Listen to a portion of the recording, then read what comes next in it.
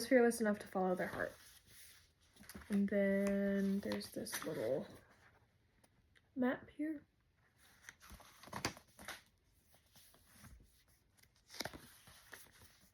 Alright.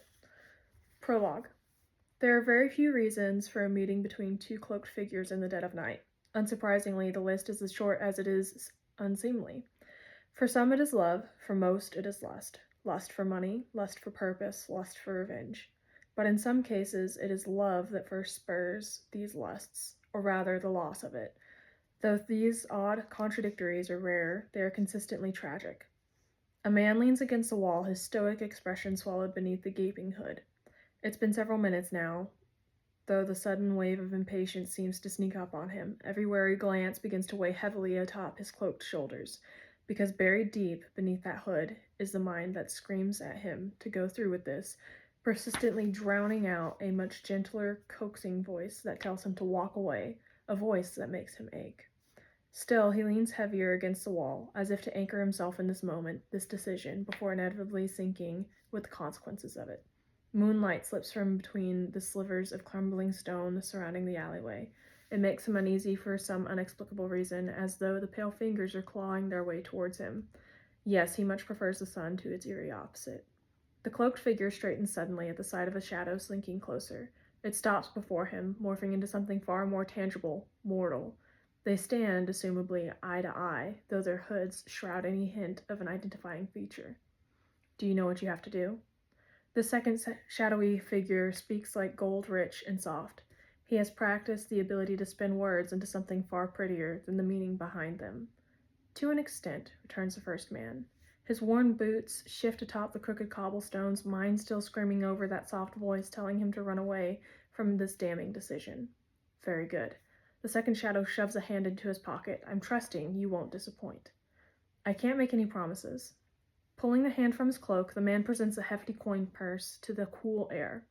This should be enough to ensure you make this worth everyone's while. The first man reaches for the pouch, swallowing at the sheer weight of silvers within. Yes, this should do. Now, the figure lowers his voice. It needs to look real, understand? Make me believe you. The first man's voice is low. I will. The battle within his mind roars louder still, but he has learned to ignore the constant din of chaos just as he does now, because nothing can save him from this fate, not even that persuasive, gentle voice. With a curt nod of his hooded head, the stranger begins that silent slip into a swarm of shadows. Why do you want this? Curiosity has the conflicted figure blurting the question. Awaiting an answer, he clutches the pouch against his chest, treasure the feel of tangible security.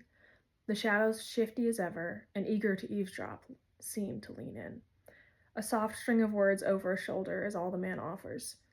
Every brutal act is born of love. That understanding alone draws together even the most unlikely of allies. Even hooded and shrouded in shadows, these two strangers have never felt so seen. Chapter 1. Payton. A drop of blood spatters onto the floor, marring the pristine marble beneath my shaking legs. I stare at the scarlet splotch, ears ringing and vision blurring. Honey. It's just honey. Rivers of red twine down my leg, their currents swift enough to have me rocking on my heels. Or maybe it's a slow realization of my fate that has his throne room spinning like the band of steel that chokes my thumb. I blink at the shiny floor, staring at the shell of a girl reflected up at me. Her face is streaked with dirt, eyes haunted by a future she has yet seen and never thought she would. Silver hair dusts her shoulders, as pale as the sweaty face it sticks to. She sways like one might on the shoes of a loved one. Hands are cuffed behind her back, blood leaking from her tattered skin. She is shambles. She is haunted. She is to be a bride. But that can't be true. I took everything from him, and he's going to kill me for it. He has to.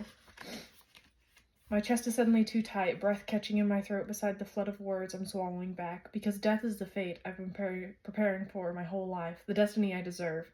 I feel it on the stained fingertips that will forever drip with the blood of others, and the O carved atop my sputtering heart to brand me a weakness. Death is my only constant in this fate, like a friend who hones every one of my dark secrets into a weapon. He calls me weak, and all I hear is ordinary. He calls me doomed, and all I hear is an earnest promise. His is the hand my bloody fingers reach for, because there's comfort in his imminence. Now there's nothing but the ringing in my ears and this deafening quiet of the unknown. Payton. I stiffen at the same moment the looming fingers around me do. figures around me do. He might as well have called me a traitor, a murderer, an ordinary weakening our elite kingdom, because those are the only names this court knows me by, the only names the entirety of Illyria spit as I was paraded by their king. Simply, they sum up the insignificance of my short existence. My eyes slowly climb from the pattern my blood has painted atop the floor. Honey. It's only honey. Polished shoes crowd my vision, their black shine bleeding into equally dark pant legs. My gaze slides up the slim-fitting stretch of fabric, and every seam concealing the strong body beneath. I urge my perusal upward, and my eyes collide with his belt buckle before skipping to the box resting innocently on his raised palm. I know what sits within the velvet case, can see it glinting out of the corner of my eye, and yet I don't spare it a glance, as if it could stop the sparkling shackle from inevitably slipping onto my finger. Higher still is his wrinkled shirt. I trail every button until my gaze settles at the base of his throat and the collar encircling it. I have yet to look him fully in the face since my sentence rolled off his tongue. You are to be my bride. It's as though I've been thrown back to the trials and the equally challenging game of pretend that accompanied them. I couldn't bear to look at him then, not unless I wished to see the king staring back. But I killed the man I once saw reflected in his son's green gaze. Edric Azure haunts me only in the fragments of my mind and the matching broken heart he carved into. I made sure of that. And yet, I still cannot bring myself to look at this kit. My throat burns. I may have created something far worse than his father. Peyton. His voice is startling, soft, reminding me of a time when that wouldn't have been shocking. Look at me. This isn't the first time he's said those words in response to my pointed avoidance of his gaze. But there's now so much more keeping my eyes from his, a past far more ruinous than the resemblance to the king who had my father killed. There's betrayal, there's hurt in history. It is not easily forgotten by the kings who write it. But that hint of familiarity in his voice has my chin lifting, my eyes gliding from that crumpled collar to crash into his, green, just as they were, just as they always will be. He looks at me and I look at him, a criminal without a father and a son forever trying to please his, just as we were and just as we always will be. And for the first time since that battle in the bowl, we truly see each other. His lips twitch into something too sinister for a smile, too soft for a scowl, as though he wears formidability itself. The future queen of Ilia bows her head to no one. My mouth dries at his words, while the entire court leans in to hear them. Their disbelief is palpable, mingling with the collective cloud of confusion that hangs thickly over our heads. Dozens of eyes prickle my skin, tracing the scar down my neck and blood staining my skin. They take in this new version of the Silver Savior, the one who cut off the very thing that gave her the title. My short hair does little to conceal the brokenness I now bear so blatantly on my body. The court gawks at what it is they glean from my appearance. I am a psychic who is nothing of the sort, an ordinary who somehow survived the purging trials, committed treason, killed their king, and is still standing here before them, alive, against all odds. That is when I hear the death's whisper echoing from the darkest corner of my mind. The part of me that has accepted my imminent doom the moment I learned what I meant to be, powerless in this kingdom. Now he calls me queen, and all I hear is laughter. Because this fate may prove to be worse than death himself. Uncuff her, the king commands casually. My breath catches at the brush of calluses against my skin. Kai. My head whips around, unable to stop myself, unable to focus on anything but the burning need to look at him. But it is not his gray gaze I crash into. No, this one is brown, murky, with blatant hatred. These are not the eyes I search for in every crowd, not the eyes that rake over me with the reverence I revel in, not the eyes that have counted every freckle dotting my nose, every shiver of my body. My breath grows shaky before the Imperial who has carelessly cut that cuff from my ankle in the poppy field. He is to blame for every drop of my tainted blood marring this marble floor. His movements are as rough as the hands that carelessly yank at the chain encircling my wrists, further tearing the skin beneath. Tears prickle my eyes and I blink, forcing them back. I shake my head slightly in defiance to the growing weakness within me and bite the quivering lip that betrays it. My gaze scans the room, body shuddering in pain as I search for him. I'm frantic, eyes fumbling over unfamiliar faces. Damn the pretending, damn the hiding, damn everything but him and us in this moment where I need him. But he's nowhere to be found. And for the first time since stealing those silvers from him on Loot Alley, I feel utterly alone. The lock clicks, the cuffs spring open. They fall to the floor, clanking against stone and smearing blood. The sound rings through the ornate throne room, sounding of finality, of freedom that comes at a price. Much better. I tear my eyes from the gaping crowd to find the king smiling pleasantly. Rubbing my raw wrists, I watch as Kit extends the hand not currently cupped around that little black box I'm avoiding. I blink at his palm, his gesture of goodwill. This single touch separates a traitor from a future queen. When my gaze flicks up to the king, he offers a single reassuring nod. But the look he wears is laced with a reminder, I have no say in this. So, with my dirt-streaked hand meets his ink-stained one, I let him pull me closer. I wonder if he can barely bear to hold the hand that drove a sword through his beloved father's chest, let alone slip a ring onto the finger that once dripped with his blood. As if in response to my racing thoughts, he gives me a gentle squeeze. The action is meant to be a comfort, though it alarms me far more than any threat. We Ilians believe to have conquered the plague many decades ago. Kit's voice carries across the throne room, deliberate and domineering in that familiar way I know he learned from his father. Yes, our powers are a gift from the plague, but they are also a spit in its face, because it is the elites who come out stronger on the other side of the sickness meant to kill us. Elites who have protected our weak kingdom from conquerors. Elites who showcase their strength in the purging trials. Murmurs of agreement flutter through the room, followed by a wave of prideful nods. I bite my tongue, anger rising until it stains my cheeks with a flush. I am nothing more than their ordinary entertainment, their example of weakness. I've been put on a pedestal to be poked and prodded, degraded and shamed. But elites weren't the only ones who survived the plague, weren't we? Were we? His question has rage cooling on my tongue, leaving my mouth dry. Time seems to slow as I turn to face him and hang on every unspoken implication. No, there were also the ordinaries, he continues evenly. The Ilians who managed to stay alive and yet did not obtain abilities. And after years of coexistence with the elites, they were banished and continually hunted for their lack of power. My palm grows sweaty against his, my whole body stills, though I'm unsure if it's my sentence or saving grace I'm waiting for. The king, the Kit I once knew, sweeps that grim gaze over his court. Blonde hair peeks between the swirling strands of his gilded crown, glowing like a halo atop his head. When he speaks, it is deliberate, it is calm, it is practiced. And if we wish for our great kingdom to remain, we will welcome ordinaries back into it. My knees threaten to buckle, but Kit holds me upright. It's as though he's suspected as much and grabbed my hand, if only to keep me from collapsing at his words. Faces blur around me, mouths move, hands rise in protest, but I hear nothing, see nothing, know nothing but this moment and the hope for everyone after. Kit's mouth is moving again, cutting through the roaring crowd in my ringing ears. I will address your concerns in due time, but for your peace of mind, I will elaborate quickly. Since sitting on my father's throne, I've come to realize the dire state Ilya is slipping toward. I've learned more about our kingdom in these past few weeks than I ever had before. Inclining his head to a figure in the crowd, he continues, Callum was once a prisoner of mine, once a resistance leader who was thought a radical. My heart stutters, my eyes searching until, there he stands, swallowed within the crowd.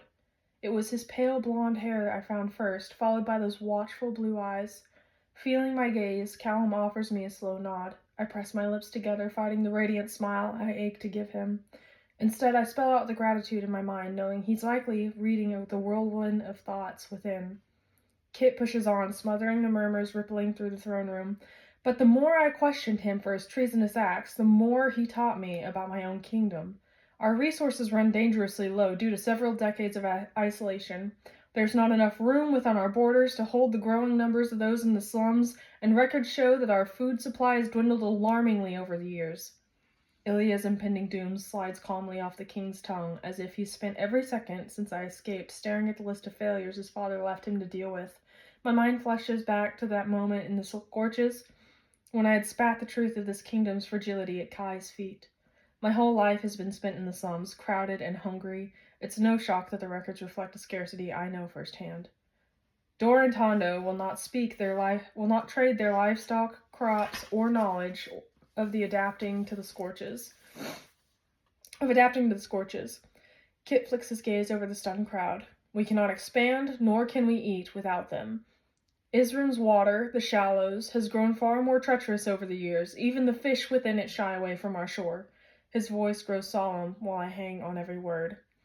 If we do not open our borders and allow ordinaries to live amongst us once again, this elite kingdom will fall.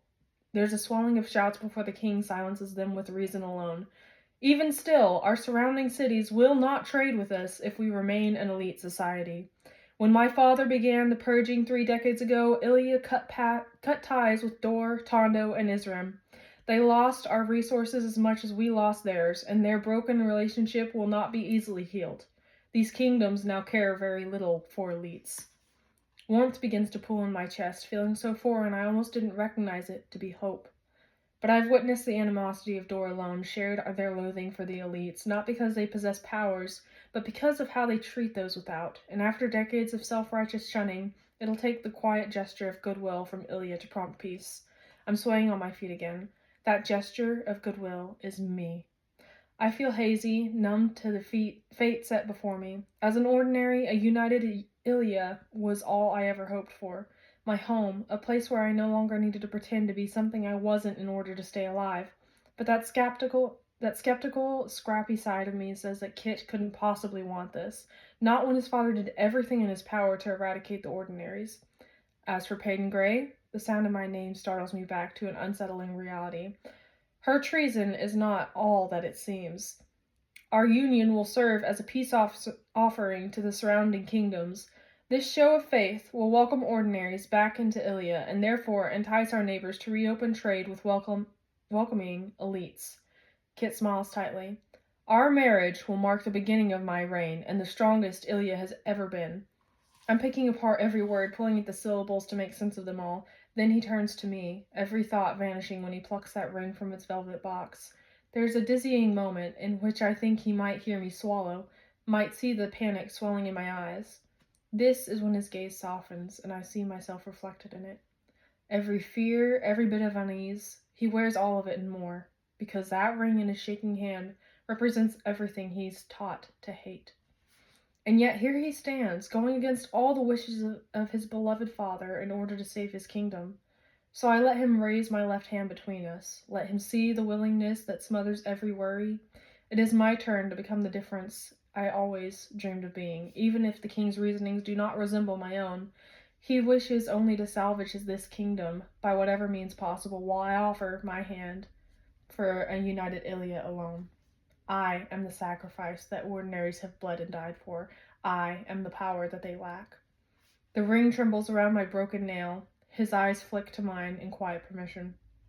Every moment of my life is built up to this one fleeting second of bravery. I nod, and he pushes the ring down the length of my finger.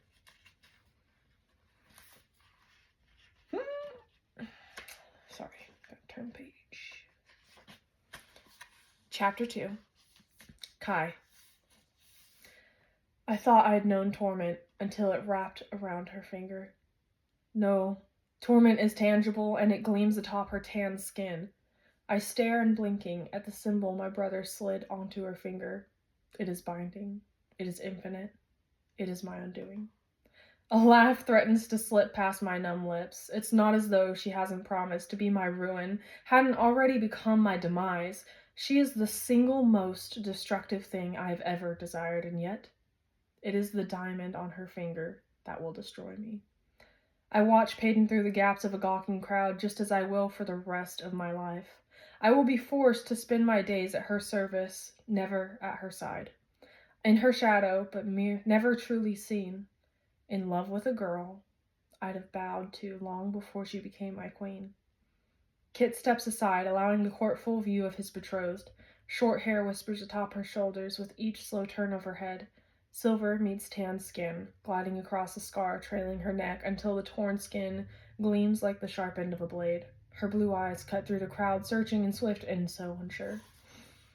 I step behind one of the many marble pillars framing the room, avoiding her piercing gaze for perhaps the first time.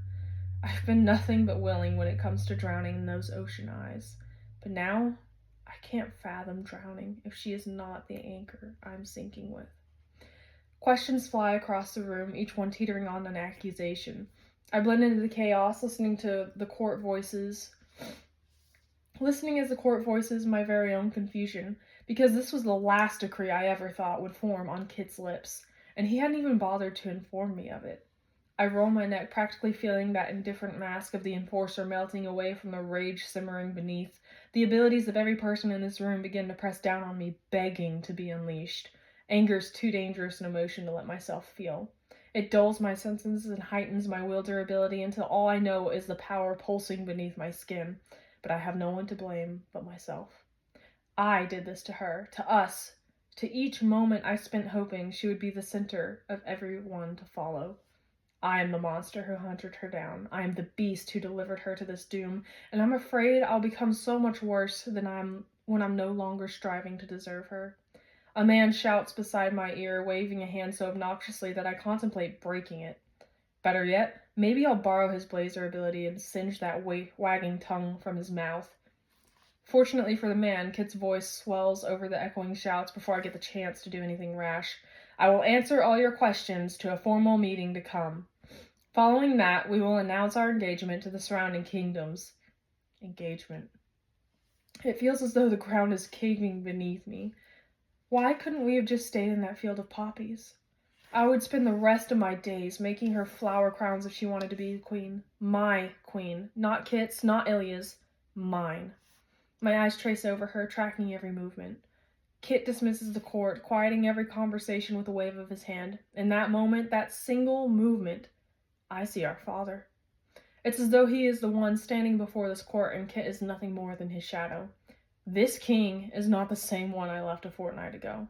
This king is collected and calm and conscious of every move he makes. But just as it always does, my gaze trails back to Peyton.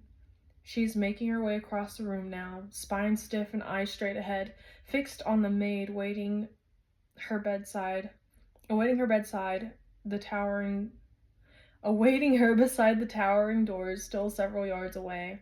Sneers following her every step as she strides through the crowd. Dozens of disgusted faces follow in on her, growing bolder by the second, and I'm already moving before a man steps into her path.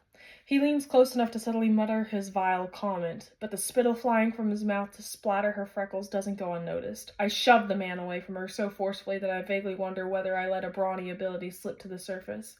The reckless action has me suddenly standing between Peyton and the man who so clearly has a death wish. Stepping forward, I tower over him, ignoring the gasping crowd suddenly surrounding the scene I've made. Because the truth is, I don't give a damn about what this court thinks of me, and my reputation sure as hell can't get any worse. So much as breathe on her again, I snarl, and I'll ensure it's the last time you ever do. No.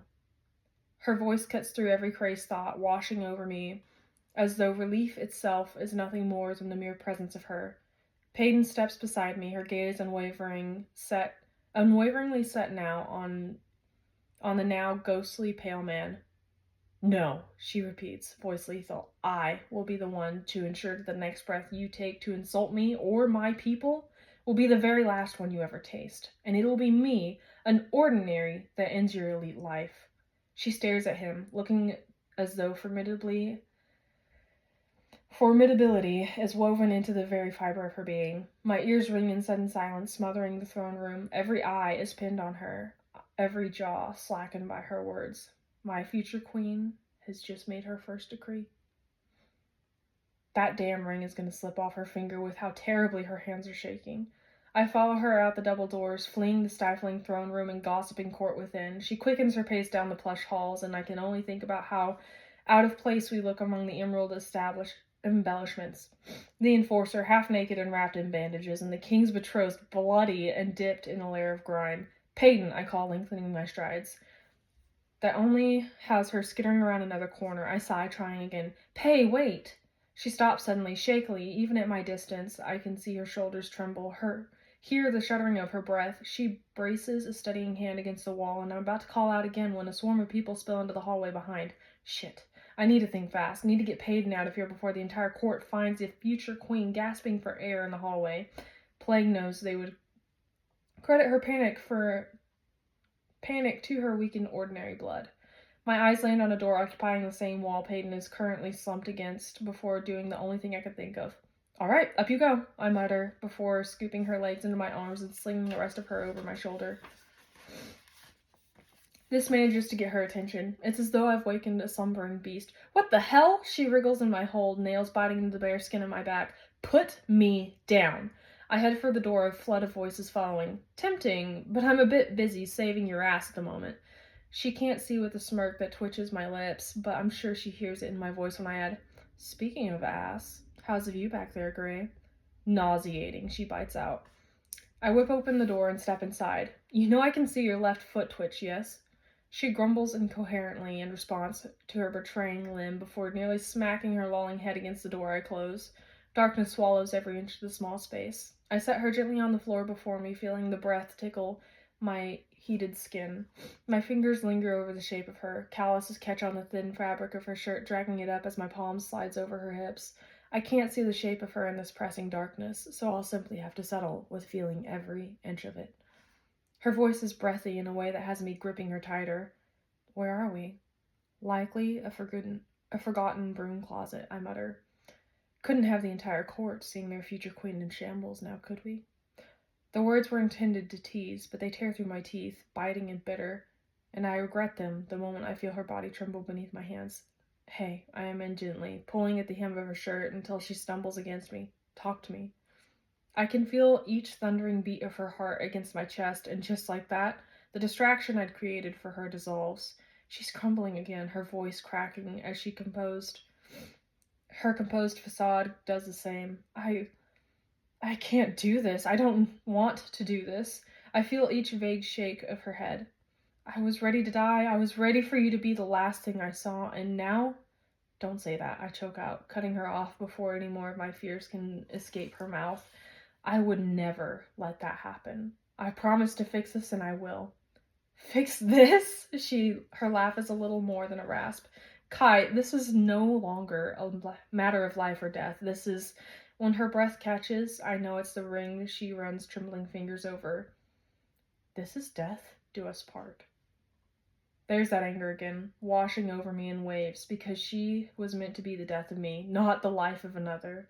It was her I was meant to adore in this world and crawl to in the one after. But now she's tethered to a king, and I am nothing more than her killer. I fumble for her hands, desperate to hold on to her for as long as I can. Focus on this ring, I urge, spinning the band on her thumb. Your father's, not my brother's. Until I figure this out, spin it like you always do. Distract yourself. I feel a weak scoff tremble through her body. But this doesn't belong to my father. Not truly. Her voice quivers beneath the weight of each word. Everything I thought I knew in my life was a lie. And now I'm expected to live it alongside someone I thought wanted me dead. I shake my head, not knowing how to help her deal with the sudden discovery of how she became Adam Gray's daughter. It was not by blood, but by chance and neglect of a stranger, and I'm useless when it comes to curing her of this confusion, this hurt. I don't understand any of this, she continues in a rust. I should be dead by now. Every person in this plague-forsaken kingdom wants to see me dead, not on a throne. She sighs into the shadows, her breath skittering across my skin. But Kit's right. The kingdom won't trade if Ilya won't welcome ordinaries again. You saw how hated elites were in Dor. I feel the quick shake of her head.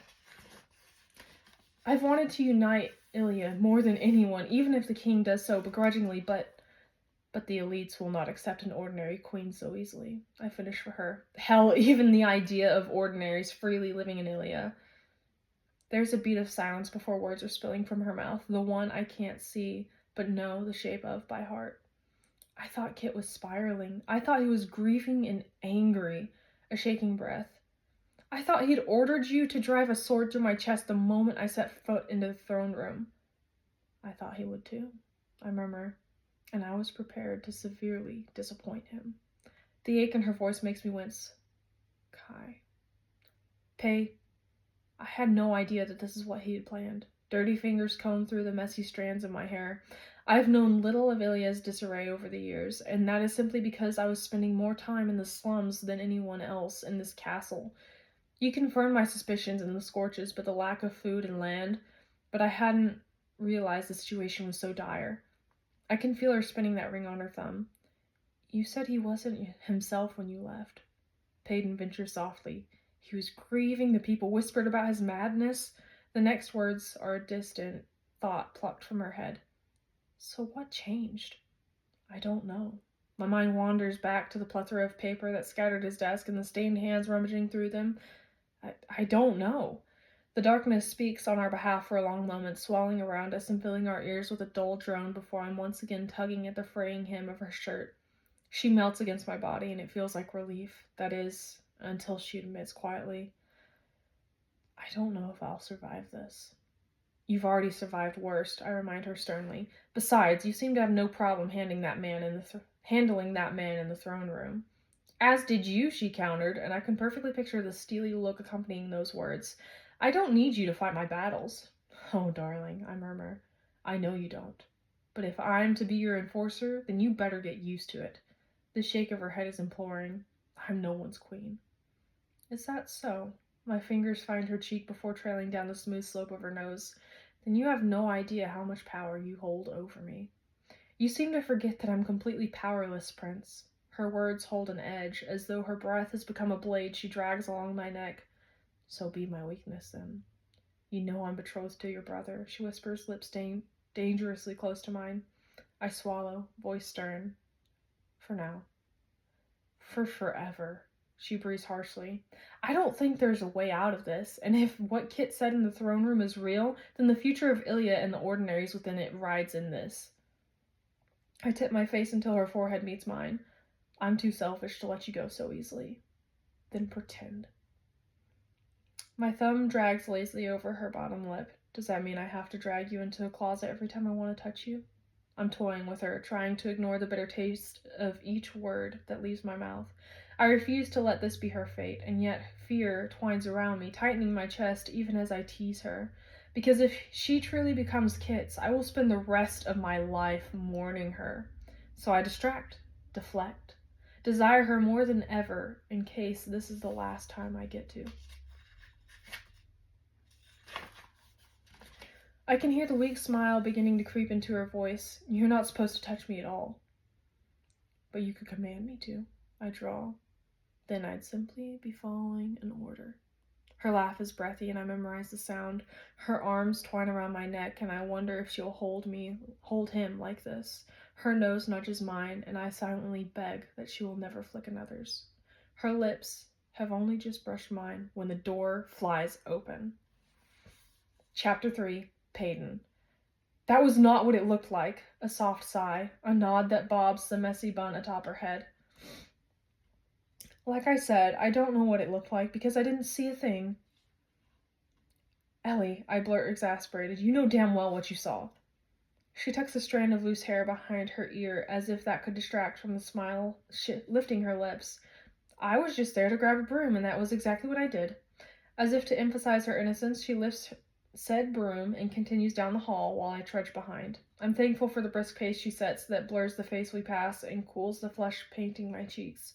My mind refuses to do anything but replay the moment that door swung open to reveal the enforcer and his future queen tangled in the dark. We'd sprung apart, but not before recognition widened Ellie's brown eyes. And yet a smile tempts the corner of her mouth. I stifle it with a hand before it has a chance to spread, because the longer I mull over the mortifying moment, the funnier I find it. In fact, my entire life is in shambles, and all I can do is stare at the jagged pieces of my palm and laugh. I don't dare look in the mirror because what stares back is a mosaic of every mistake, every tragedy traced into my skin and the looming shadow of each one to come. Powerless, fatherless, Adinaless, these were the things I was already struggling to survive, and yet it's the ring on my finger that may be the death of me. A choking laugh slips from beneath my palm, loud enough to have Ellie throwing a worried glance over her shoulder. I follow her blindly through the castle, only ever thought to be a prisoner within, my fingers fiddle with the intricate band now binding me to another. It glints in the light, harmless like a word not yet sharpened by a lashing tongue. Of all the places I imagined sitting, a throne was the last of them. A dungeon, yes. At the edge of a blade, certainly. Because ordinaries don't rule. They cower. The seriousness of my current situation seems to crash into me once again as we round another corner. Servants stare, Imperials leer, laughter dissolves in my throat. Happiness flees in the face of my future.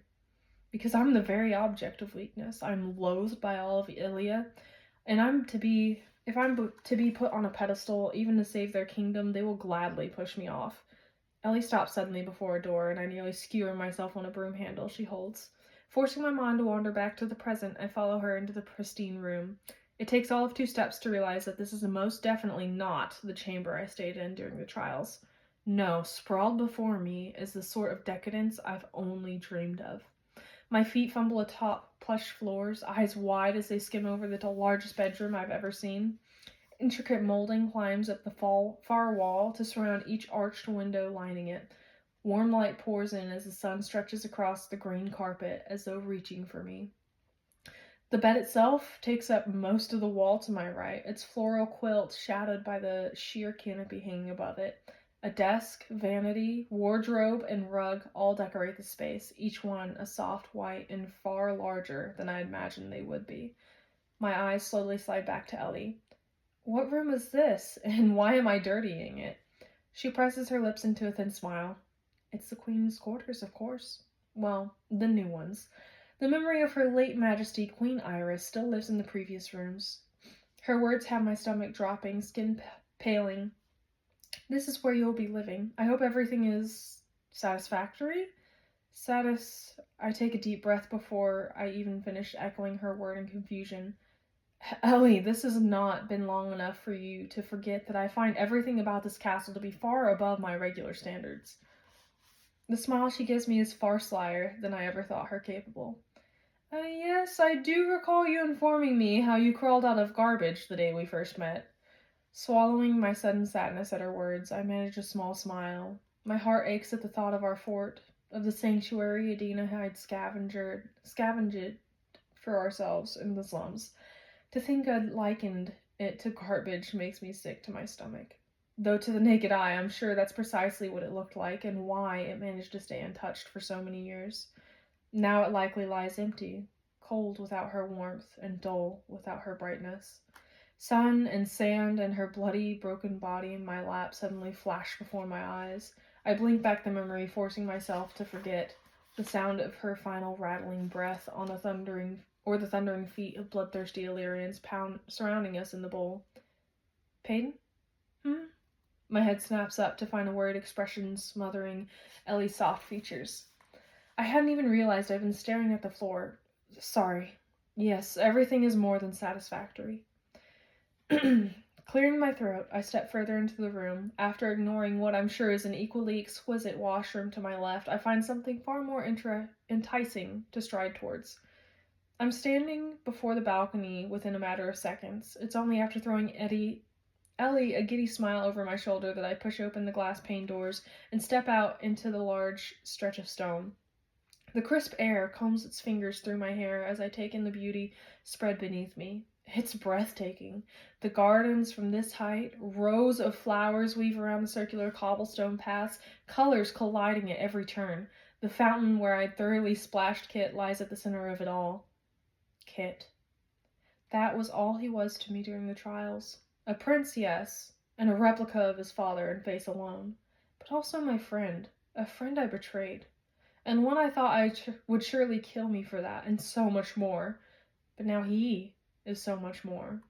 First a friend, then a foe, and now my future. I shudder at the thought and every implication behind it. Spinning on my heel, I head back into the Queen's chambers to find Ellie patiently waiting my return. Shutting the balcony doors, I lean against them with a nonchalance I don't feel and certainly haven't for a long while. Where's the Queen? I mean the Dowager Queen. I wince at the words I've fumbled over, but Ellie, angel that she is, offers an answer before I have the chance to butcher an elaboration. She moved to the west wing of the castle. That's where the infirmary is, she clarifies quietly. But even if she wasn't ill, she wouldn't be occupying this chamber anymore, because as you know, these are the Queen's rooms, and I brace myself against the doors, and I am to be Queen. Right. She attempts a weak smile, and I'm honored to be your lady's maid. That is, if you'll have me, of course. I let out an exasperated laugh, and it feels good. It feels good to have my body shake with something other than pain, make a sound other than a sob. Ellie, if I'm truly made queen, I'll ensure you don't have to work another day. Oh, I don't mind the work. It keeps me busy, she admits shyly. Besides, I want to serve you. Another laugh surprises my lips, this one more biting than before. Do you? After everything? I take a step towards her.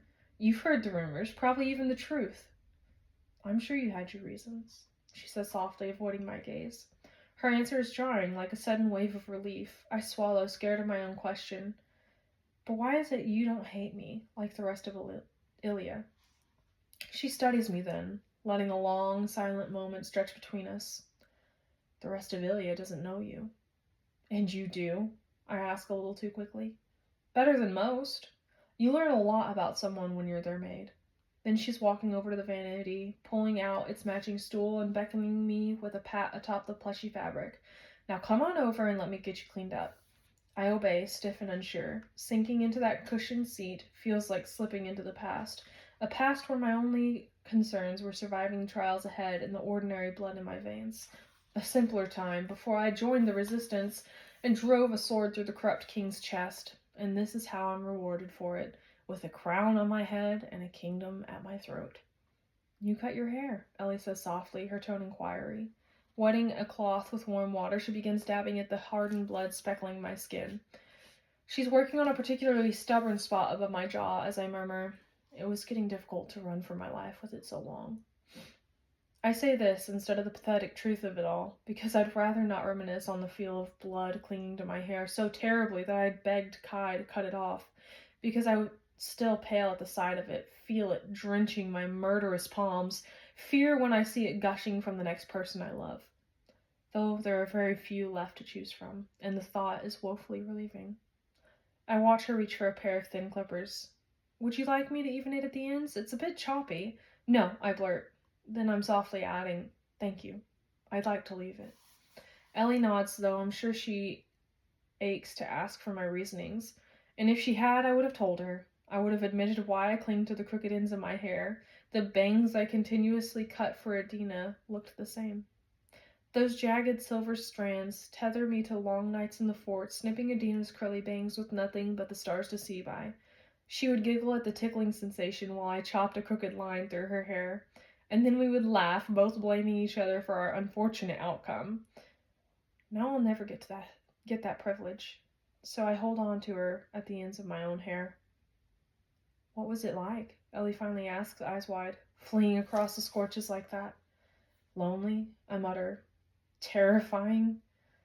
Ellie nods slowly, tucking a stray hand behind my ear. Well, this length suits you, and I'm glad you're back. Safe. Thank you, I offer quietly. I'm just as shocked about that as the court. Yeah, I heard about that. Her voice is the embodiment of a wince, and I can't say that the staff took the news much better. I can only imagine, I groan. In fact, I wouldn't be surprised if I'm poisoned by the kitchen crew before the end of the week. Ellie shakes her head, cloth persistently gliding over my skin. Oh no, they wouldn't dare. Not with the king having claimed you as his bride-to-be. Claimed me. Those are words I certainly never thought would be associated with Kit. His brother, on the other hand, I know exactly what it feels like to be claimed by the enforcer, and I've embraced it. Well, that's reassuring, I mutter. He's been doing much better, you know. Ellie adds softly, her eyes trailing the scar down my neck. It's a struggle not to squirm beneath the weight of her obvious concern, but she continues mercifully. After his coronation, he was rarely seen, kept to himself, locked in the study of his. She leans in, lowering her voice as though we weren't the only people occupying this room. He'd dump his food from the window. Some of us servants stumbled upon the pile of scraps beneath it in the courtyard. But it's to be expected, of course, she continues with a sigh. He was grieving his father, after all. Her eyes slide to mine before quickly darting away. And clearly Callum's visits seemed to help. His Majesty was able to hear firsthand what was happening in his kingdom, not just read it from records. I nod slowly, trying to piece this perplexing puzzle together. So Callum would visit him? In his study? Well, not at first, she admits. He was in the dungeons for several days, enduring plague knows what, but I suppose Kit saw something in him and decided to talk more civilly. Ellie shrugs. That's really all I and the staff know on the matter. I've never been so completely shocked and unsurprised in the same moment. Such a contradiction is the only reasonable response to the past hour of my life, because despite my hope for him, I never truly believed Kit would strive to make changes that contradicted everything his father told him to believe. And it seems I was right. This king does not care wholly for a united Ilia, only that his kingdom remains by whatever means necessary. I almost find the courage to smile, because this is a start. Kit has every right to hate me after I killed his tyrant of a father, but he needs me. Together we could save this kingdom from more than just ruin. We could liberate it from segregation that has plagued this land for decades. Perhaps, without Edric here to feed his son lies and prey on that insatiable need for approval, Kit will be able to think clearly for the first time. And with Callum offering him counsel, helping him to see the truth of his kingdom, there might just be hope. His eloquence, combined with that intent way in which he listens, helps make the mind reader so persuasive. Or maybe he simply uses that ability of his to comb through others' thoughts, picking apart how we feel and think before saying exactly what he needs to be heard. My eyes fall to the bed where my only belongings lie slumped to the floor beside it. The dirty pack was likely brought to my chambers by a reluctant servant. But it's the journal residing inside that I itch to show Callum, show Kit. That bound reminder of my father has me swallowing thickly. It's odd how the man I once knew was merely a thread in the tangle of truth I'm only now beginning to unravel. Until recently, Adam Gray was simply a father, a healer who taught me how to survive this tedious observance and training. Then I watched him die, and that one devastating moment plunged me into a life I never thought I'd survive. My father was the leader of the resistance, except according to his journal, he wasn't really my father at all. Having been trapped within my mind for far too long, I turned my attention back to Ellie. And the other resistance members? I assumed they were taken as prisoners. She shakes her head solemnly. Last I heard, they were in the dungeons as well. But that was right after the final trial, and it's been a while since then. She trails off, giving me time to imagine every cruel way they could have died. I wonder how many resistance members, how many ordinaries, or the few elites who supported them, were captured after that battle in the Bowl Arena. How many died brutally because even after years of planning this uprise, it all went to shit. Standing, I step out of Ellie's gentle reach. I need to speak with Kit, the king. I clear my throat. And Callum. She looks horrified by this idea. Not looking like that, you won't. It takes me mere seconds for the bashfulness to settle in once again. I mean, you've had a very long journey and must rest. I thought I'd be dead long before this moment, I cut evenly. Thought I would be skewered with a sword in that throne room, but I'm not, and I intend to find exactly why. My voice lowers into something far more solemn. I may not have much life left to live, so I won't spend it resting. Okay then, says Ellie quietly. No rest, but you must bathe before you show yourself to the castle again. Right, my entire existence has been reduced to appearances. I nod, suddenly unable to focus on anything but the blood crusted across my skin. It'll be a relief to scrub away every remnant of the traitor running for her life. Every drop of blood, sweat, and tears shed on the treacherous journey. Heading for the bathroom, I'm suddenly spinning on my heel and blurting, "Have you heard from Lenny? I saw him during my travels, but we got separated." Right. About that. Her gaze strays from my narrowing one. He's here, actually. What? I choke. Where is he? She pads toward me, brown bun bobbing with every step. I'll tell you after that bath. Ellie, my lady. She emphasizes the title with a lifted brow. Fine, I huff, turning once again towards the bathroom.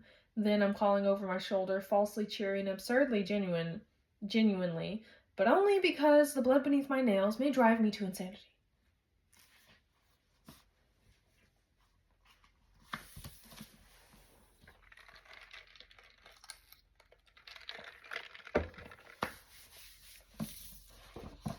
Chapter 4. Payton. Water drips from the end of my short hair, reflecting its silver color to mimic molten steel when sliding from the strands. I'd scrubbed every inch of my body, spending extra time beneath my nails and around the many jagged cuts flecking my skin. It was only when I emerged from the rapidly cooling bath water, skin raw, that Ellie hesitantly broke the news to me. All it took was a handful of rage-filled moments to throw on thin pants, pair them with a fitted tunic, and stalk to the door. Ellie was wise enough to stay out of my path, only stepping close enough to offer an apologetic smile and a set of slipper-like shoes. They now cling to my feet as I stride down the hallway, the silk soft against my blistered feet. Faces blur past, but my gaze never strays from that door waiting at the end of the corridor. Through my tunneled vision, I see him leaning against it, emanating boredom as he stares pointedly at the shiny boots beneath him.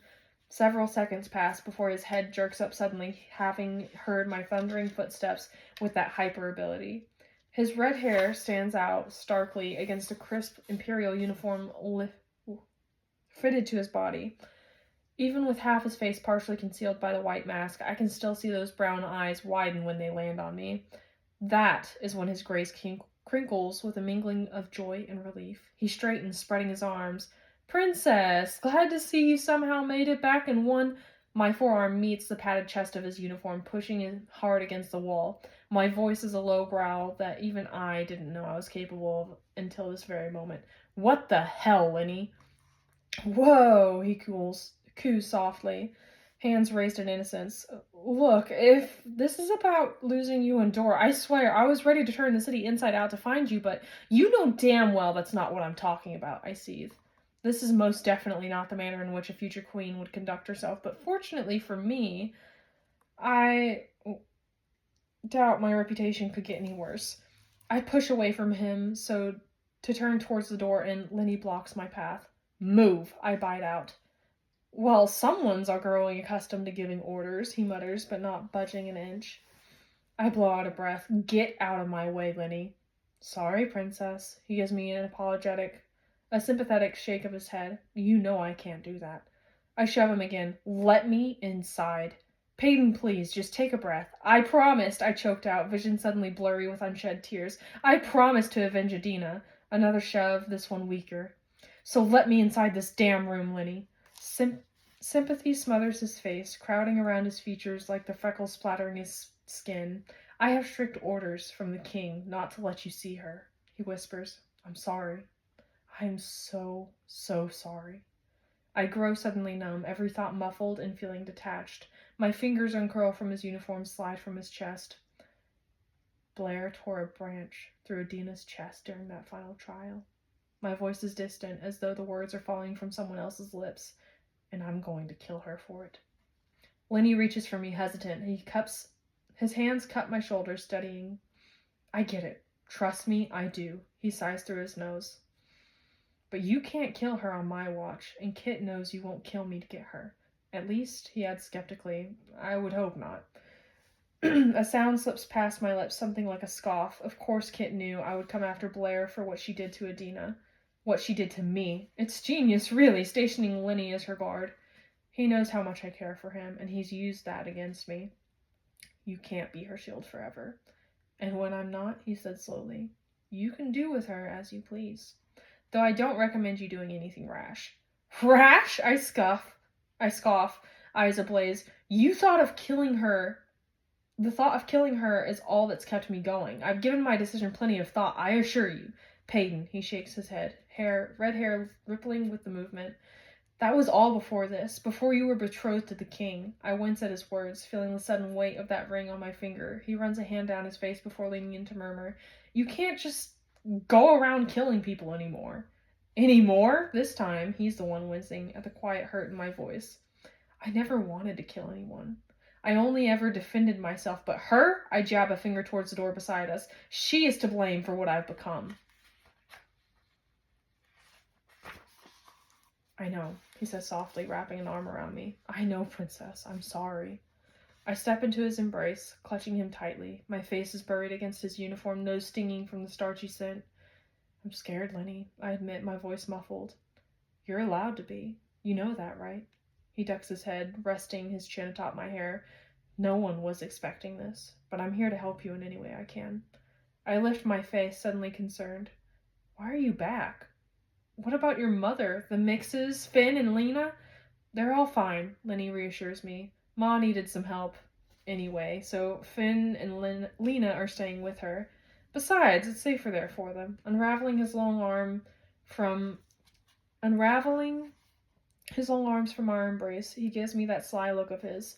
I came back for you, princess. After being slammed against the wall was certainly not how I figured I'd be thanked for it. But I suppose violence is one of your love languages. I smile sheepishly, warmed by his effort to find me. I didn't think you'd come back to Ilya. When you and the enforcer were captured by the Mix's base, we didn't even know where to start looking for you. He begins pacing then. So my mother, Lena, and Finn, shockingly enough, convinced me that I was more help to you here at the castle than I was aimlessly wandering door. His eyes sweep over the hallway and each Imperial that marches through it. Voice low, he adds, "We knew you would end up here at some point, and I'm not marked as one of the Resistance members, remember? I've never made it into the bowl, because I was down in those tunnels guiding people through." And with Callum in the king's good graces, he ensured that no one would bat an eye when I fell into rank as an Imperial. He grins, and I don't miss a triumphant gleam in his eyes. So I'm here to help in any way I can. You, Ilya, and Callum.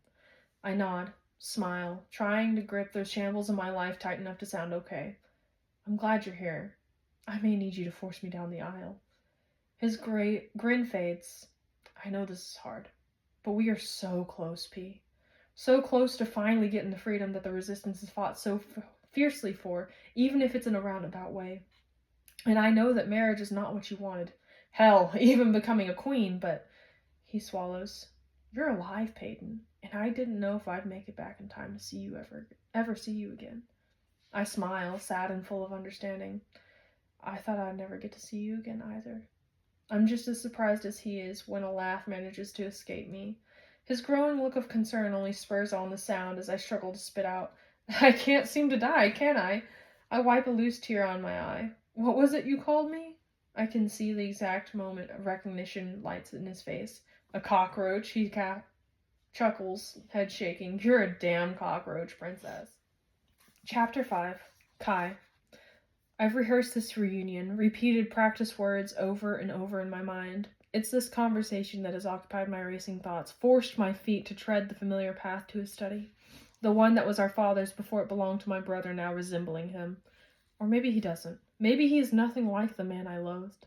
I'm not sure what to think after Kit's dooming declaration in the throne room, and that is exactly why I find myself standing before the familiar wooden door. Answers. After 3 raps of my knuckle, I'm turning the handle and stepping into the room. The small space is stuffy, like that cellar where the enforcer reunited with his silver savior. My gaze skims over the surrounding study, these 4 walls trapping so much of my past within. Embers endure a slow death at the bottom of the hearth, glowing faintly with the final remnants of warmth. 3 plush chairs face the fireplace, one leather and worn, and stealing my attention for a moment too long. I clear my throat before striding towards the large desk at the center of the room. Kit's head is bowed, eyes tracing the parchment clutched between his fingers. It's only when I'm looming over him that his head lifts. "Hello, brother." I blink at the endearment in his voice. It sounds so foreign coming from the man I left to find our father's murderer. But this isn't that broken, crazed man the kingdom gossiped about. This is something else entirely. "Hello, Kit," I return slowly. "You seem... well?" He chuckles slightly, setting his papers aside. "I've definitely felt far worse. You would know." The look he wears now is familiar, like a hint of the grin he used to give me so often. "I'm sorry for being so... distant before you left. But I've grieved. I feel lighter, if that makes it any sense." A shake of his head, blonde hair rippling. "I've learned a lot about myself in the past few weeks." I hum softly, unsure what I was supposed to say. After a beat of silence, I settle with, "I'm glad you're feeling better." "More like myself," he adds, like with a small smile. "Oh, and this." He rifles through the assortment of parchment in search of something. "This belongs to you." He sets that something on the only sliver of wood peeking out from beneath the blanket of paper. I stare at my enforcer's ring and the large crest atop it. 2 lines frame a bannered A, our family seal in sign of strength. I wish that is all I see when I'm looking at it. No, I see every horrific thing I and all the enforcers before me have done in the name of that crest, every drop of blood spilled to secure our family's power, every order obeyed because that banner has me bound for life. But I slide it onto my finger anyway, feel the bite of cold steel against my skin. I flex my hand. Decades of death are wrapped into the band clutching my skin, and I don't dare to even flinch. So, I mutter softly, eyes never straying from the ring. I earned her back. He shrugged slightly. You brought her to me, didn't you? I did. And I regret it more than anything. I've got to hand it to you, Kai. He slowly leans back in his chair, mimicking yet another of Father's movements. I wasn't sure she was going to make it back here. Reading between the lines is rather difficult when they're blurred. I'm no longer sure if it's my brother speaking or the king he's become. And you worried that would be my doing, I say smoothly, voicing the words he avoids. His smile is tinged with an amused sort of sadness. I thought you might let her go. Why didn't you tell me your plan with her? The question flies from my mouth far harsher than I'd rehearsed in my mind. He blinks at me, bewildered for a moment before his newfound composure returns. I honestly wasn't sure what I'd do to her myself. Not until I started listening to Callum's counsel, found the records with Father's letter. So Callum told you to marry her? My voice is low, lethal. Better yet, why the hell are you listening to him in the first place? Because he opened my eyes to so many things, Kit fires back. Suddenly, I was thrown into the role of king, ridden with grief and anger, and when Callum told me his story, what was really happening in the slums, I realized how little I knew of my own kingdom. His chest heaves, though his voice is steady. So I listened, I learned, and for the first time in my life, I came to my own conclusions. So call me crazed like the rest of the kingdom, but I don't think you're insane. My quiet words cut through his own. I think you're right. If Ilya is in danger, then you're doing what you must to save it. Hell, I huff out a laugh.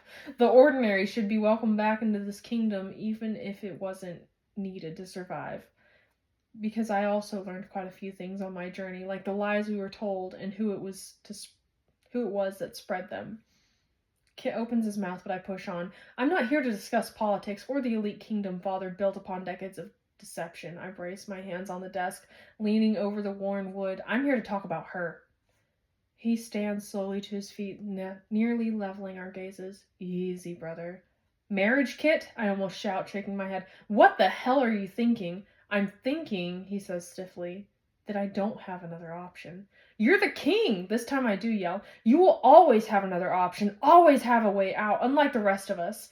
Fine, you want another option? Challenge rings in his voice, smothering any sign of the composed king I returned home to. My way out is killing her. That is what I was going to do. How does that sound? Are you happy now? We stare at each other, chests heaving. Shock slackens my jaw, terror tightens my chest. His words are nearly as paralyzing as the unspoken ones hanging in the air between us. Because what is worse than her dying is me being the one forced to kill her. If I don't marry her, Kit breathes, begging me to understand. I have no choice but to kill her. She murdered our father, Kai. But as my bride, she can help restore Ilya. He braces a hand on the desk, leaning in with each word. This is a mutually beneficial agreement. I would protect her, twist the truth about what happened between father and her, and in return she would be my symbol of peace to the other kingdoms. I comb a hand through my hair, not sure when I started pacing. Please help me understand, because when I left, you seemed plenty enraged and ready to have me plunge a sword through her chest. My steely gaze searches his. So what changed? Everything, he breathes, quiet enough to have me regretting my harsh words. Everything changed. I was a son mourning the man I thought I loved. I see now that it was an obsession because love was not an emotion Father taught me. But I was bitter, vengeful, unsteady, without him here to guide me. He takes a shaky breath. I grieved. I learned. I came to my senses, and you're right. I'm not the crazed boy you left. I'm a king. His words hit me hard like a blow to the chest that's stolen the air from my lungs. I swallow. What happened to the son who would do anything to please his father? Because this decision goes against everything he wanted for Ilya, even if you're saving it in the process. He takes a deep breath, avoiding my gaze. Father only cared about eradicating the ordinaries, not strengthening this kingdom. He hid under the elite society he created, and yet Ilya had never been weaker. I see now how small-minded he was. Kit finally meets my stare with a stern one of his own, and I want to make this kingdom truly great. I nod slowly. Kit's zeal shines through each word, now no longer smothered by our father. It's admirable, his love for this kingdom and resolve to restore it, but pride swells in my chest, not for this king, but for the boy who dreamed only of approval. Now he wears father's crown and forsakes the infatuation tethered to it. I force a calming breath into my lungs. Thoughts of father are dangerous. They tend to lead me to her.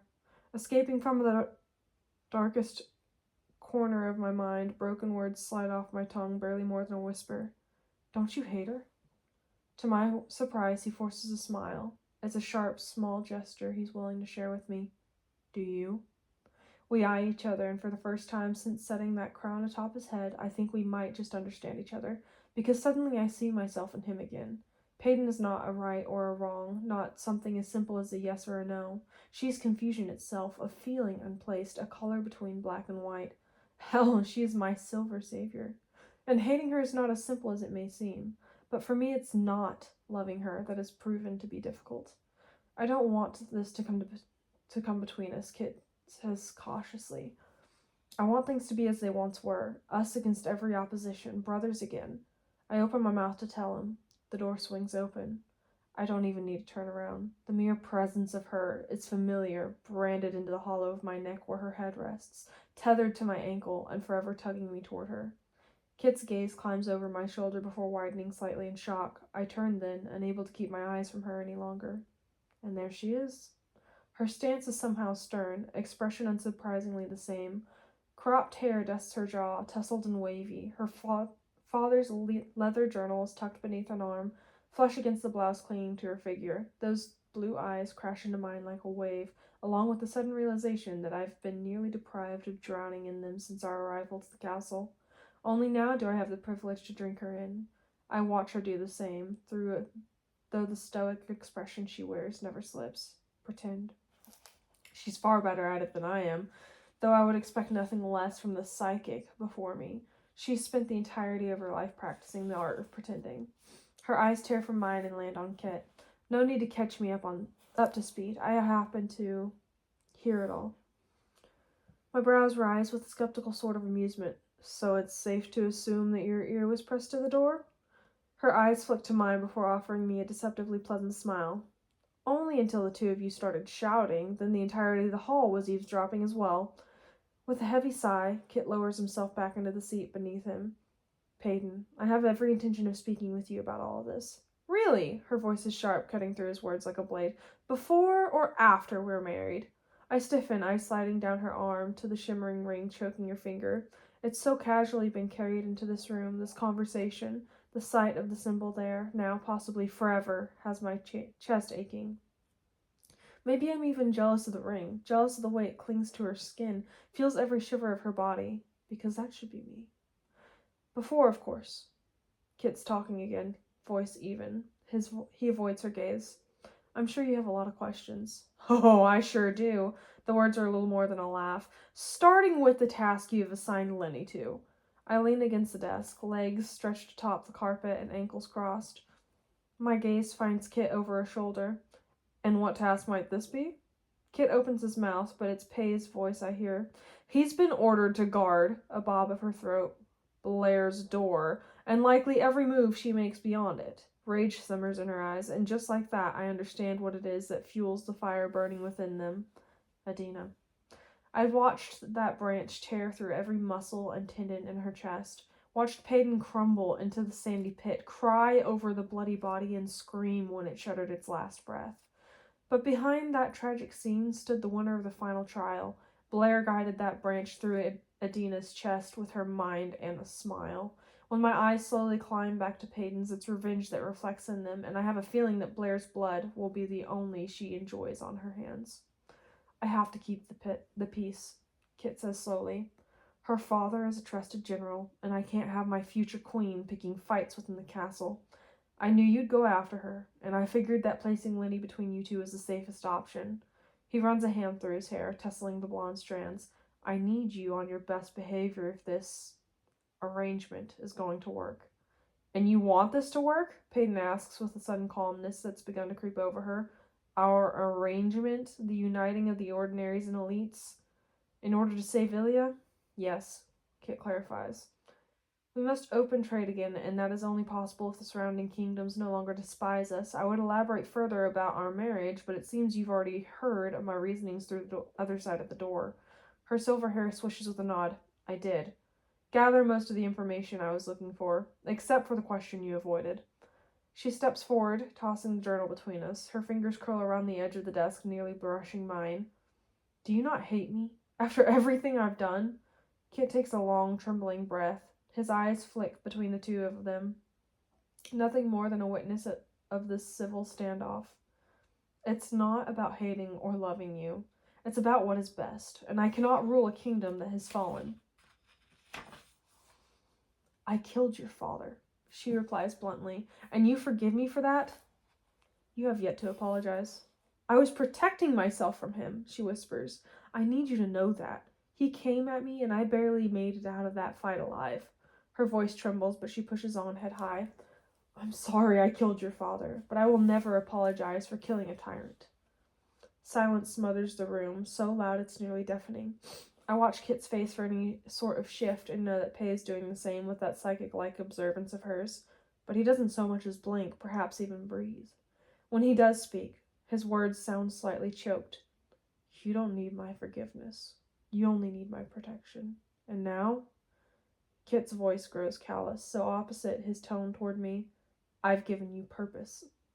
Her knuckles grow white around the desk's edge. She blinks, her face a canvas of shock and hurt and muted understanding. But Kit has every right to harbor animosity towards the ordinary who killed his father. Peyton simply nods in response to his earnestness. She pushes no further on the matter of forgiveness. Not now. What about everything else? The disease you were told the ordinaries possess? She reaches for the journal then, tearing through worn pages until the hasty handwriting is on display. My father was Adam Gray, a healer in the slums, and he recorded everything. I cross my arms over my chest. His journal entries state that father was bribing the healers, offering them their weight's worth in silvers if they backed the lie the ordinaries were slowly dwindling our powers. I blow out a breath.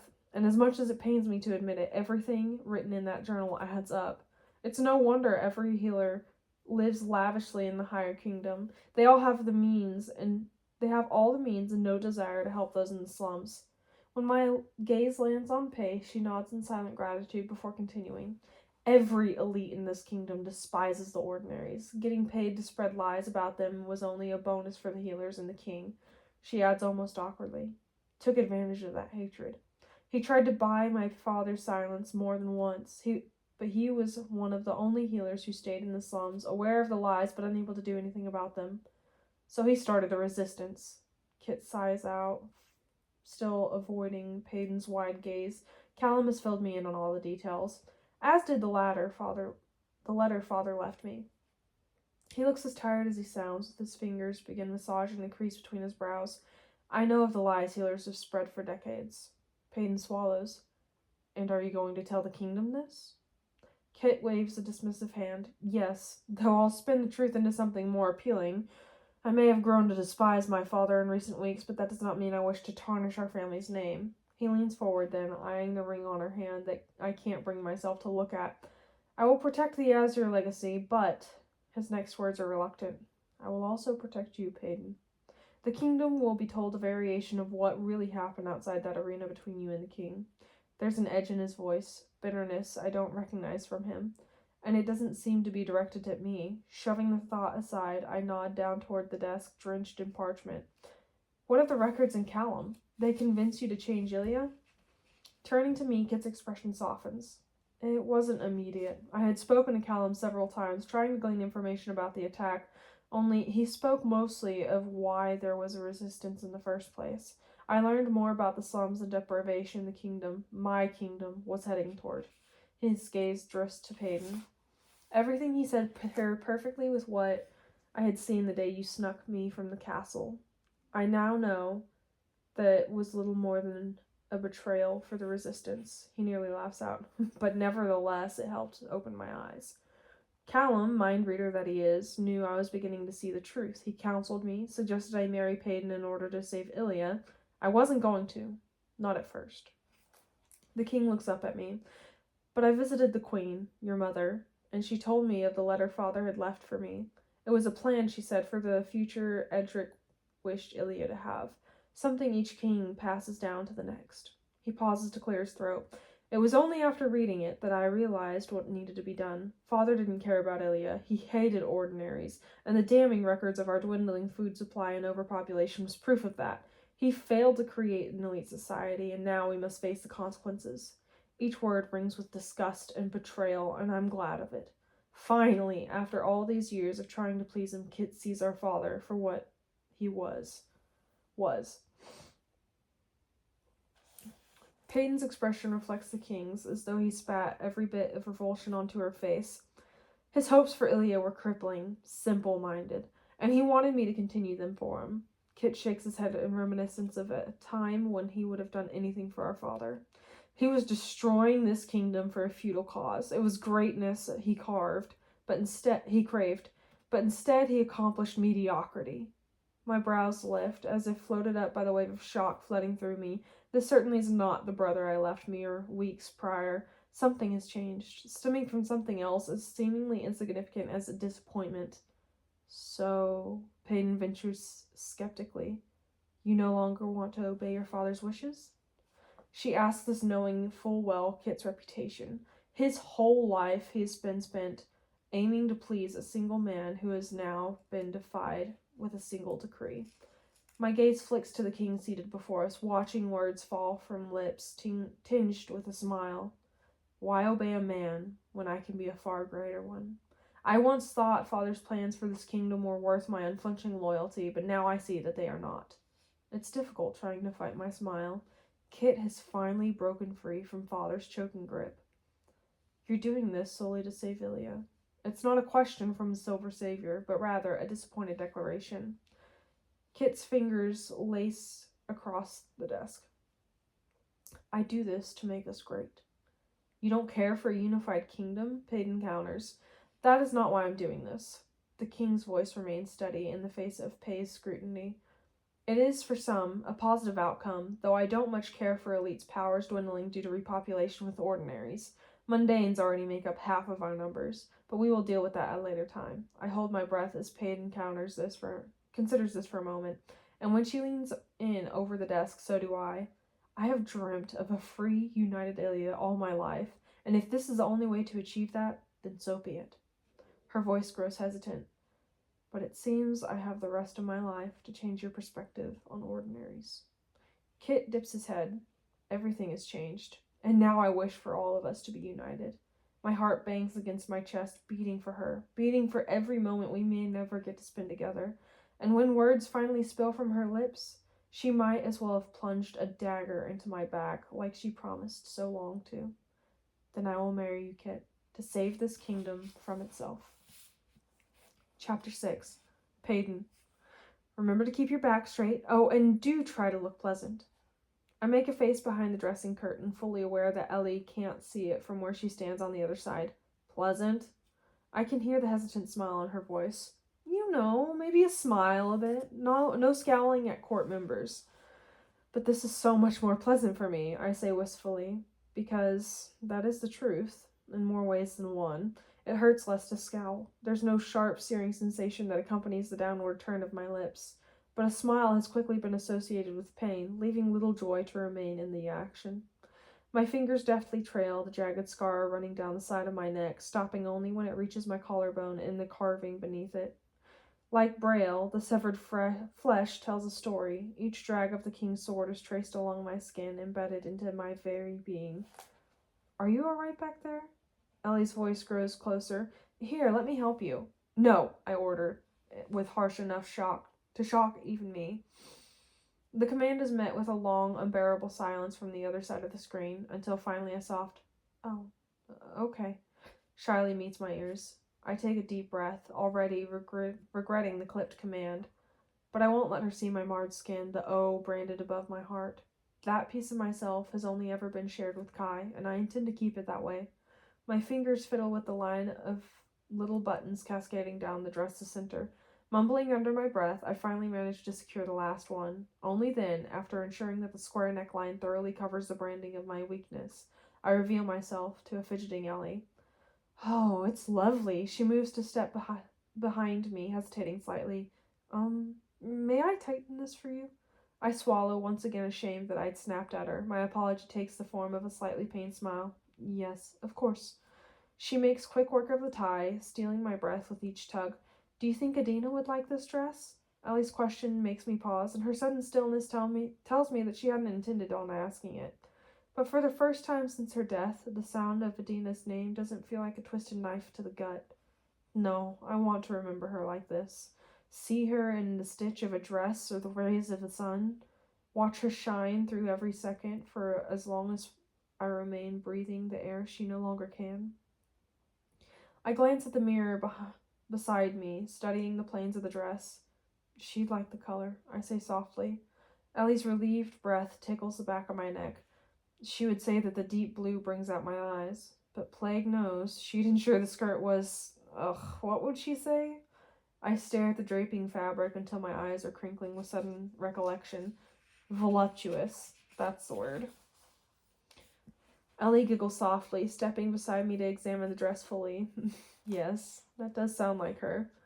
I run my sweaty palms over the tight bodice, avoiding my own gaze in the mirror. Come, Ellie says softly. Let's make those blue eyes pop even more. She ushers me to the vanity where I sit stiffly atop the cushioned bench. My lashes are soon lined with kohl, face powdered and bruises concealed. She paints my lips a deep red, perhaps to match the blood forever coating my hands. My breath catches at the comparison my muddled mind has made.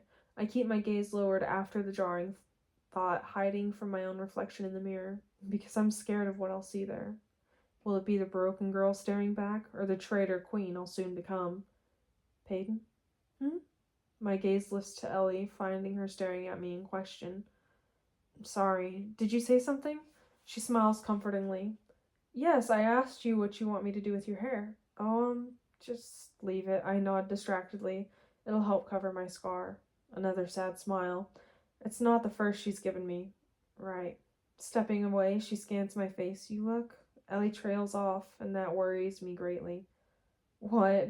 If I look ridiculous, please tell me. No, not at all. Her gaze lingers over the length of me. You look hardened, in a way. Those words don't surprise me, but her next ones do. In fact, you look like a queen. I spin my father's ring beneath the massive table, if only to distract myself from the foreign one now encircling my nearby finger. Shifting in the plush chair, I sneak a glance down the length of the wood to find that nearly every gaze is already pinned on me. I lift my chin slightly before mustering a cold facade as my only defense against many prying eyes. The colossal table sits in the center of the throne room, and even despite its impressive size, the court is thoroughly cramped around it. My gaze climbs from the expanse of dark wood until it lands on comfort, relief, him. Gray eyes flick between mine, soft in a way they only are when looking at me. That tether between us grows taut, heavy within the weight of so many unspoken words. But even the strongest of ties wear over time. It'll be the slow death of us, spending every day alongside each other, but never truly together. Kai's gaze tears from mine when the looming doors swing open. Everybody clumped along the table's edge clambers to its feet when the king enters the room. Having spent my life learning how to blend in, I quickly stand alongside them. When my eyes lift to find Kit's, it's his brother they find their way back to, a repetition of the past I can't seem to escape. His black tunic is cut close to the body beneath, inky like the ebony waves that fall over his brow. As if feeling my gaze, he pulls those strong arms behind his back and tosses me a quick wink. I dip my head, hiding the twitch of my lips. Then I tuck our moment into that quiet part of my mind, right alongside the others, just in case we never get the chance to share another.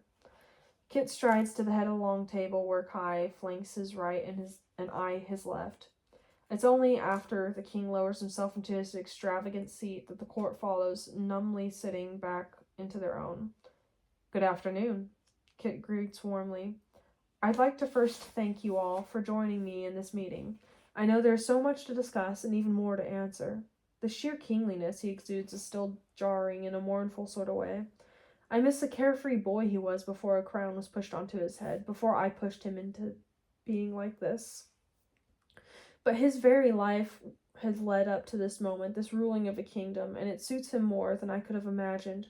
Or perhaps it's my revived hope for Ilya that has me suddenly looking at him with respect rather than revulsion.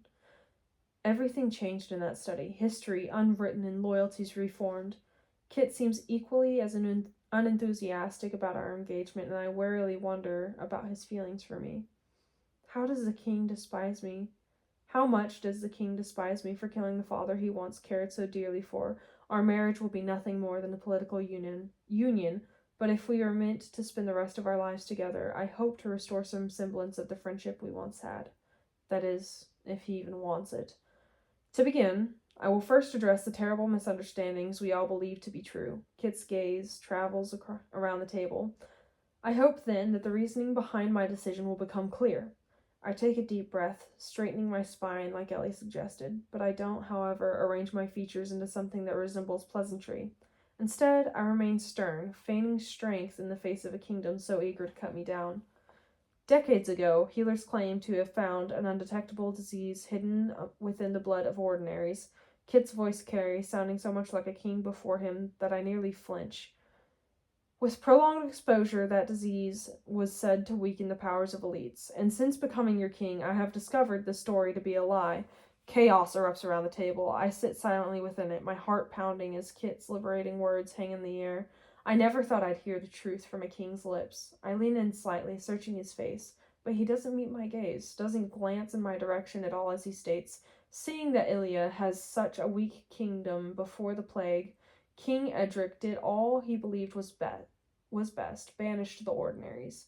He did this to preserve our elite strength, offering a story that the healers eagerly backed, you, the people, needing little convincing to rid our kingdom of those lacking power."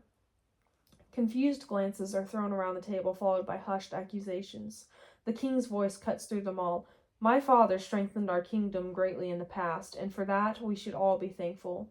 But now he has unwittingly weakened us by cutting off our resources, leaving me to do what I must to save us." A long pause and sinking in of words. "So we will welcome the ordinaries back into Ilia." My lips twitch into a smile. After decades of lies, us ordinaries deserve a far grander reveal, a proclamation across the kingdom, but this is the best apology an elite king will give, so I revel in it. Kit's words spark an eruption that ripples down the table. Men and women of all ages push to their feet, shouting incoherently as the table they once ruled now shifts beneath them. Kit raises a hand in a feeble attempt to regain control, but the chaos continues its destructive course, forcing me to dodge a flying elbow to my right. "If you wish to lose your tongue, by all means continue speaking over your king." Kai's casual threat carries across the room, clamping shut even the most eager of mouths. With one final glance at the court, the enforcer gestures casually to his king, urging him to continue. Kit's green gaze brims with gratitude. He looks at Kai like he once had, like a brother.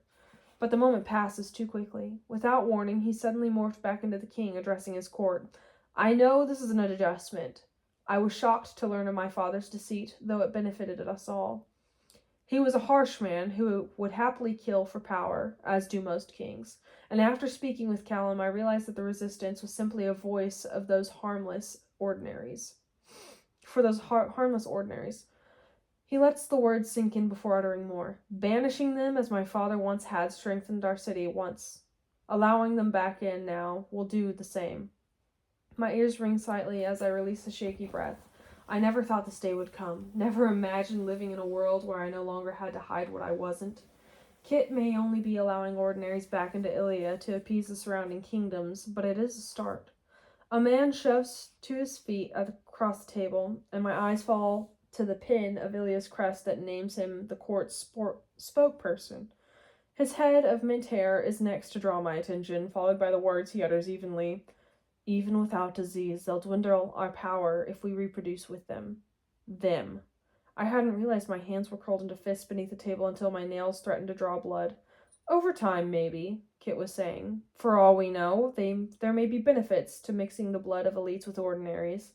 But you will find that ordinaries willing to procreate with an elite are far and few between." Questions begin flying around the room, echoing off the many marble pillars framing it. "And what about her?" My head snaps towards the shouted accusation to find a bearded man pointing his thick finger at my face. What about your heirs? Will you taint your royal line with the blood of an ordinary?" My stomach twists, lungs suddenly too tight beneath the constricting fabric of my dress. Kai jerks to his feet and nearly topples a chair behind him. I stand too, readying myself to step between my enforcer and the man testing his patience. Enough! It's the king who says this, diffusing Kai with a stern word.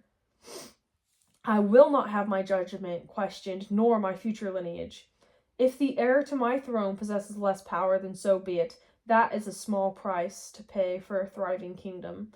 His words should startle me more, but I've always known of Kit's love for Ilya. That alone is why he's willing to sacrifice power, not for the ordinaries, not for me. A woman stands on heeled shoes, her gown pristine. She is the perfect picture of offensive elite privilege. None of this changes the fact that she is a criminal, a king killer. I can't help but my wince at the uproar that follows her words. Hands rise in objection, their voices doing the same. My gaze slowly climbs to Kit, awaiting what words he strings together. It's my life, or rather my imminent death, that he now holds in the palm of his hand. A terrifying realization courses through me, heating my cheeks with the blood Kit likely wishes to spill. He must ache to grant those shouted requests for justice. After everything I did, he was going to kill me. That is, until I became useful to him. Kit's voice is even, eyes expertly avoiding mine. Peyton was defending herself. It's a simple, defiant explanation that no one will dare oppose. My father suffered a deep blow to the head during the chaos before stumbling into Peyton. Due to his injuries, he was confused and not at all in his right mind. In his hazy state, he came after her, forcing Miss Grey to defend herself against him. Now I will hear nothing more on the matter. The scar above my heart sears, as if to remind me of what truly happened that day. I will leave my mark upon your heart, lest you forget who's broken it. My eyes fall to the fisted hands in my lap. They shake slightly, rippling the blue fabric beneath. I can feel the imprint of the sword's hilt, remember the exact amount of pressure used to drive the blade through Edric Azure's chest. Feel the flick of a dagger, the release of a bowstring, the plunging of a sword. Every death I've doled lives in the lines of these hands, and I fear who will find themselves beneath their next callous touch. Flyers will be distributed through the city. I blink back to the present, Kit's words filling my muffled ears. They will announce our engagement to Ilya, but most importantly to the surrounding cities. I will send messengers to Dor and Tando while searching for a way to deliver the news to Isram. On these scrolls will be what we spoke of today, every reasoning and explanation. In 2 days' time, we will host a parade and celebration, and any remaining ordinaries within the kingdom, or anyone outside it, for that matter, will also be welcomed. Mouths open in unison around the table, but the king is speaking before sound is able to escape them. That'll be all. Thank you for your time. I can practically hear jaws snapping shut at the dismissal. Kit then stands, and after a moment of hesitation, extends a hand to me. My eyes slide to Kai, even as I slowly reach for his brother. But he doesn't look at me. No. The enforcer's gaze is on the palm I've placed atop the king's, growing darker with every second our skin grazes. And as we stride from the room, hand in hand, I will Kai to meet my eyes and read the message within them. Pretend.